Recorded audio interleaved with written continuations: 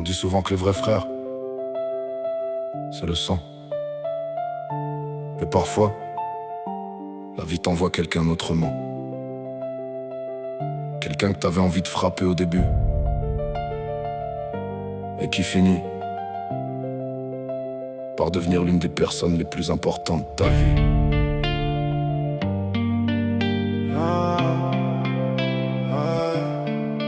12 ans, arrêt de bus, regard noir sous la pluie. Deux gamins trop fiers qui se provoquent sans raison précise. Chaque trajet vers le collège, c'était tension dans l'air.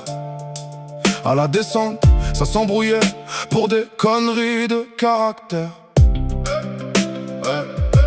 On voulait toujours montrer lequel des deux était le plus dur, sans savoir que la vie préparait déjà quelque chose de pur. Des insultes, des bagarres, des regards pleins de rage. Alors qu'aujourd'hui, t'es sûrement le gars qui me connaît le mieux à mon âge. Puis y a eu cette soirée perdue dans le camping, la nuit où tout a changé sans qu'on le voit venir. Quand ça a commencé à partir en vrille autour de nous, elle a pris la fuite pendant que ça criait partout. Celle que j'appelais ma meilleure amie m'a laissé dans la merde avant même la fin de la nuit. Mais toi t'es resté, alors qu'on risquait de se faire démonter ensemble. Et ça paraît peut-être rien pour les gens, mais moi, c'est ce soir-là que j'ai compris la différence entre les faux et les vrais. Le gars que je pouvais pas supporter quelques années avant était finalement plus loyal que la plupart des gens. On s'est détesté avant de se comprendre. La vie nous a frappés avant de nous unir. T'es pas parfait, mais quand tout s'est écroulé autour de moi, t'étais encore là.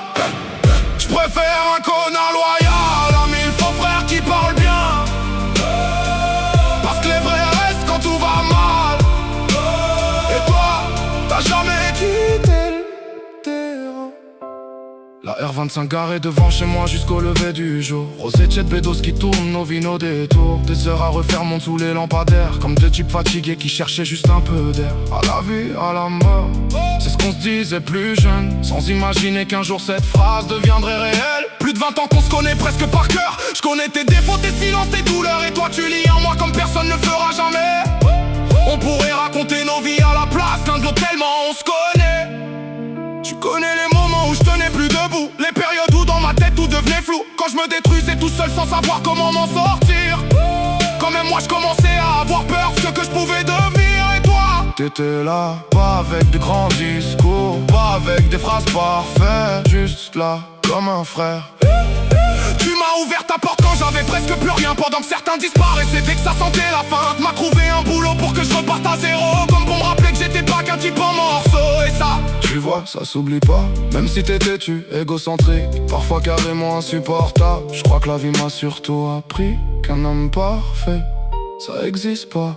Mais un homme loyal, ça vaut tout l'or du monde. Y'a des gens qu'on perd sans vraiment les regretter, et y'a ceux qu'on imagine même pas voir partir un jour. Si demain la vie décide de nous éloigner, je veux que tu saches un truc avant que le temps nous bouffe. Merci, merci d'être resté quand tant d'autres sont partis. On s'est détesté avant de se comprendre, et aujourd'hui t'es devenu mon frère, passé du sang. Celui que la vie choisit dans les tempêtes.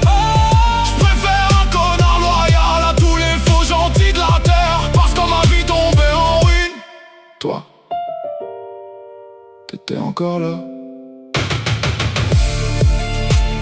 Les vrais,